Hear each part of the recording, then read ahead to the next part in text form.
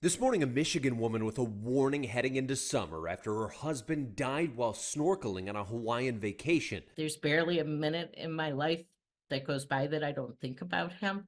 Patti Johnson says her husband of 38 years, Ray, was snorkeling with friends when suddenly something wasn't right. The 64-year-old was keeping his head above water, heading to shore, but out of sorts. Soon they started yelling, call 911.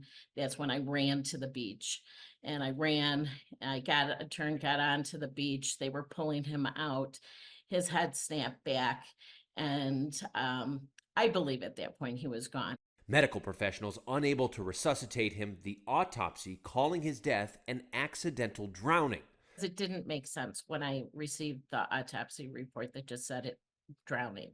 And I was like, I was watching him come in. When you're drowning, I don't think you're making your way in. Patty says she believes her husband died because of a little known medical condition called rapid onset pulmonary edema, or ROPE.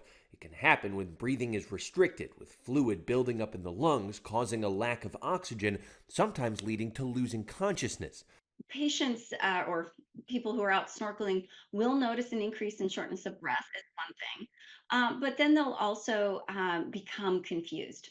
Patty's now suing the resort where she and her husband were staying, along with state and local tourism, alleging they failed to educate the public about the potential dangers of rope. All of those organizations declined to comment. A 2021 study suggests rope might be to blame for some snorkeling deaths, with people dying due to lower than normal levels of oxygen rather than drowning, though experts say more research is needed to fully understand if this is the case.